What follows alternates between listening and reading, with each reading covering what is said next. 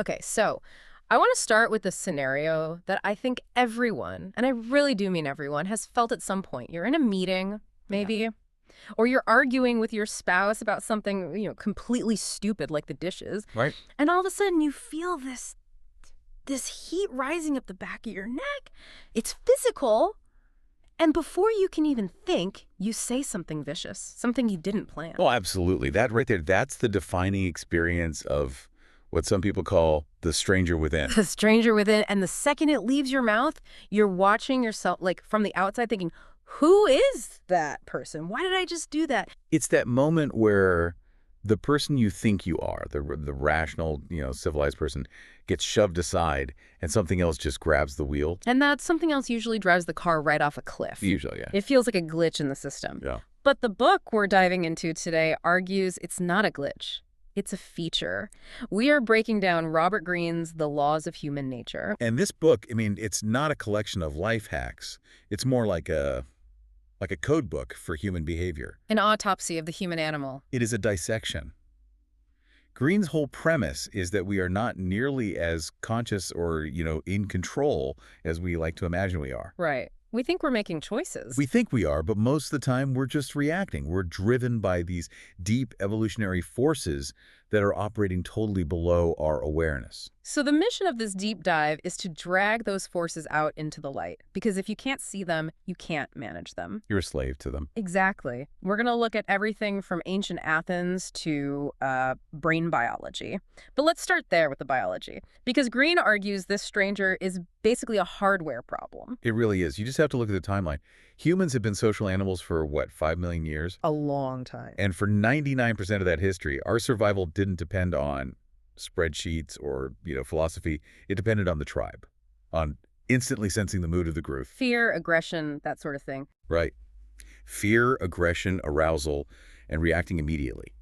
If a saber-toothed tiger jumps out, you don't have time to weigh the pros and cons. You need a chemical override. Exactly. Yeah. And that override system is the old brain, the brainstem, the limbic system. It's incredibly fast, and it works through chemical arousal. And then much later we get the neocortex, the thinking brain. Very late in the game, yeah. The part with language and logic. And here's the design flaw that Greene points out, which I think is just brilliant. The wiring isn't seamless. There's lag. And that lag, I mean, that's where all the trouble starts. Okay, so walk me through that. Someone cuts you off in traffic. Okay, so the limbic system reacts first, instantly. It dumps cortisol and adrenaline into your blood. Yeah. You are physically enraged before you've had a single conscious thought. And the neocortex, the thinking brain. It's slow. It wakes up a few seconds later, sees the situation, and then tries to make sense of the feeling. It scrambles to invent a story. It's like a PR firm trying to clean up a celebrity's mess after the fact. That's a perfect analogy. The stranger has already acted, and the thinking brain just writes the press release to justify it. So we tell ourselves, I'm not being irrational, I'm teaching that driver a lesson in safety. But it's a cover story. It's a fabrication. We think our thoughts cause the emotion, but usually it's the other way around. The emotion caused the thoughts. Which brings us to this central conflict in the book. This battle between what Greene calls the lower self and the higher self. And I really appreciate that he doesn't frame this as, good versus evil. It's not a cartoon angel and devil on your shoulder. No, it's more like physics. It's about energy and resistance. Okay, so the lower self. The lower self is just our default biological setting. It's the path of least resistance. It pulls us toward intense emotions because they feel so real. It pushes us to get defensive to protect our ego. It wants that immediate validation. Yes. When you find yourself scrolling through social media for an hour instead of doing your work, that's the lower self. It's seeking that little dopamine hit of tribal approval. It's the automatic pilot. So then the higher self. The higher self is the part of you that is genuinely self-aware. It's the part that can step back and look at that anger and ask, wait, is this actually helpful right now? Okay. But, and this is the catch, Greene is very clear on this, the higher self is weak. Weak. How so? Biologically weak. It takes a massive amount of metabolic energy to engage the neocortex and override those primal impulses. It is physically exhausting to be rational. Which is why we slip into that lower self so easily when we're tired or stressed. Exactly. The higher self isn't a gift you're born with. It's a potential that you have to fight to activate. So you can't kill the lower self. That's your biology. You can't. The goal is to manage it, Yeah. to integrate it, Hmm. to become what Greene calls an apprentice in human nature. And to show us what a master looks like, he takes us back to 463 BC, to Pericles and the Golden Age of Athens. Pericles is, well, he's the ultimate case study. You have to understand the environment he was in. Athens was a direct democracy, which sounds great, but it was incredibly volatile. Full of demagogues. Absolutely. Leaders who didn't use logic. They used pure emotion to manipulate the crowds. They were basically hackers of the lower self. They'd whip people into a frenzy of fear to start a war or use superstition to ruin a rival. It sounds uncomfortably modern. Human nature doesn't change, just the technology we use. So Pericles comes onto the stage, and he just refuses to play that game. He doesn't scream, he doesn't fearmonger. No. Greene says he worshiped nous. Which is the ancient Greek concept for mind, or like organizing intelligence. Right. For Pericles, nous was almost a god. He believed the only thing that separates us from animals is this capacity for cool, detached thought. So he built his whole life around it. He did. And he had this one strategy I love. Whenever he felt that anger rising, say, someone insulted him in the assembly, he would physically remove himself. He'd just go home and shut the door. And just sit there for days if he had to. He understood the biology. Even without our modern terms, he knew he was under the influence of a chemical storm. And he refused to make a single decision until the storm passed. He waited for the higher self to come back online. And the results, they were staggering. He didn't just survive, he built the Parthenon. He ushered in an era of stability and philosophy. Because he wasn't reacting, he was playing the long game. He was the writer, controlling the wild horse of the Athenian mob. But the real tragedy of the story is what proves Greene's point about the law of irrationality. The plague.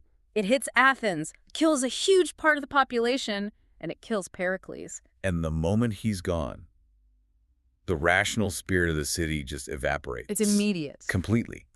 The Athenians revert to the lower self. They start listening to the demagogues again. They get paranoid, greedy, violent, and it all culminates in the massacre at Melos. Which is just one of the darkest stains on Greek history. Athens attacks a small, neutral island. For no good strategic reason. They execute all the men and sell the women and children into slavery. And this is where that law of irrationality gets really scary.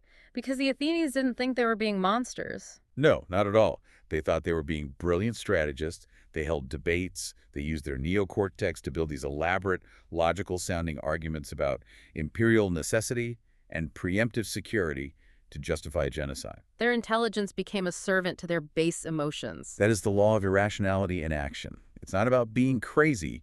It's when your mind becomes a lawyer for your gut. And the smarter you are, the better you get at rationalizing your own bad behavior. Exactly.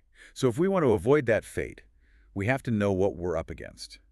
Greene identifies what he calls the enemies of rationality. These are the specific traps the lower self sets for us. Yeah, and the big three are grandiosity, envy, and short-sightedness. Okay, let's start with grandiosity. The law of grandiosity. It sounds like something only a true narcissist would have, but Greene says it's actually a disease of success. It hits high performers the hardest. Here's how it works. You have a success, you launch a product, and it sells out. Or you get a huge promotion. Your brain floods with dopamine. You feel invincible. And in that state, you start to rewrite history. You forget about the luck involved. You forget the team that hyped you. You start to think, I did this because I have the Midas touch. You start to believe your own hype.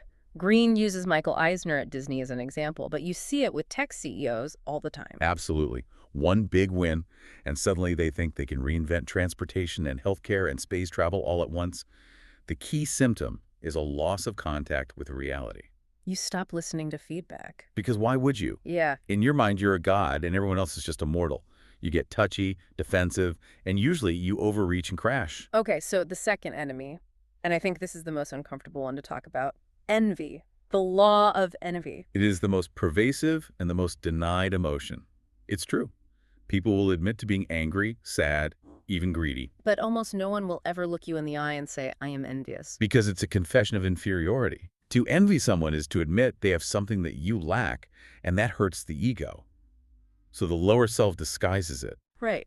We turn it into resentment. We say, I'm not jealous of his promotion. I just think he's a brown-noser who didn't deserve it. We create a moral narrative to cover up the status wound. Greene gives a tool for this, though, to spot it. The Schopenhauer test. It's brutal, but it's frighteningly accurate. It is. It relies on spotting micro-expressions. So to test for envy in a friend, You tell them some incredibly good news about yourself, and you don't look at their big fake smile. You look at their eyes in the split second before they smile. You're looking for the glitch in the matrix. You're looking for a flicker of disappointment, a slight tension in the mouth, the eyes just going a little dead. Yeah. It lasts a fraction of a second, and then the social mask slides on. Oh, wow. That's amazing. But the body already told the truth. And the flip side is Schadenfreude. Yes, you tell them some bad news, a setback. If you see a fleeting sparkle in their eyes, a tiny relaxation of the shoulders, that's them enjoying your pain. That's pure envy. And Greene's advice is, if you see that, you need to put some distance there, because an envious friend will eventually find a way to sabotage you. Wow. Okay, so the third enemy, short-sightedness. He calls this living at the base of the mountain. Which is a perfect metaphor for this problem of perspective. When you're standing at the base of a mountain, your view is blocked. All you can see are the rocks right in front of your face. You're in reactive mode. You're obsessed with the latest news cycle, the tweet that just dropped, the email that just landed. And everything immediate feels huge. So we overreact. We apply a short-term fix to make the anxiety go away, but we end up creating a long-term disaster. The historical example for this is the assassination of Julius Caesar. Right. Brutus and Cassius, they were smart men, but they were trapped at the base of the mountain. They saw one immediate problem. Caesar is a tyrant. And their thinking was, if we kill the tyrant, we save the republic. Simple A to B thinking. But it was incredibly short-sighted. They didn't look up at the summit. They didn't ask, okay, but what happens the day after Caesar dies? They didn't see the power vacuum, the public outrage. The loyalty of his legions. By killing one man to save the republic, they triggered the civil wars that destroyed the republic and created the Roman Empire. They brought about the exact opposite of what they wanted. So we have our biology working against us. We have grandiosity, envy, short-sightedness. I mean, it feels like the deck is pretty stacked. But Greene does offer a way out. He does. He gives us tools to build that rational spirit. And the first one is a metaphor, the rider and the horse. I found this one really helpful because a lot of people think being rational means you have to be a robot, strangle your emotions. Which never works. If you try to repress your lower self, if you hold the reins on the horse too tight, it will eventually buck you off. Or you'll just become rigid and neurotic. So the horse is our emotional energy, our ambition, our drive. It has all the power. But the horse is stupid. It doesn't know where to go. The rider is your thinking self, the guide. So when you feel that surge of anger, You don't say, I shouldn't feel this. You say, okay, the horse is running hot. I have a lot of aggressive energy right now. How do I steer this into something productive? use the energy but don't let it drive. Exactly. Another strategy, and this one is great for dealing with other people, is to view them as phenomena. This comes from the philosopher Schopenhauer. He said we should look at human behavior the way a mineralogist looks at a rock. I love that. If you're hiking and you trip over a sharp rock, you don't stand there screaming at it. You don't take it personally. You don't say, how dare you be sharp? You just note it. Okay, that is a sharp rock. But when a coworker is rude, we get furious. Why is he like that? He shouldn't be like that. Greene says, stop. Turn on the scientist part of your brain. View that person as a specimen. Ah. You think. A classic example of the law of aggression. Fascinating. It neutralizes the emotion and allows you to detach. And when you treat people as phenomena, you stop trying to change them. You just start navigating them. You figure out how to work around the sharp rock instead of kicking it and breaking your toe. Yeah. Which leads perfectly to the final major strategy, the third eye. This isn't mystical, it's tactical. It comes from the story of Xenophon. One of the greatest survival stories ever told. Xenophon was a Greek mercenary with 10,000 men, and they're trapped deep in the Persian Empire, modern-day Iraq. Their generals have been killed, they're leaderless, surrounded, thousands of miles from home. The panic must have been absolute. I mean, that is a pure lower self situation. The men were just paralyzed. They laid down in the dirt to wait for death. But Xenophon activated the third eye. He forced himself to stop looking at the misery right in front of him. He mentally floated up above the battlefield. Like a drone shot. Exactly. He looked at the terrain of the situation, the rivers, the mountains, the enemy forces. And he realized that the Persian army, while huge, was slow, bogged down. The Greeks were light. If they moved fast through the mountains, they could outrun them. He saw a path no one else could see because he stopped reacting to the now and started seeing the strategic landscape. Yeah. That shift saved 10,000 lives.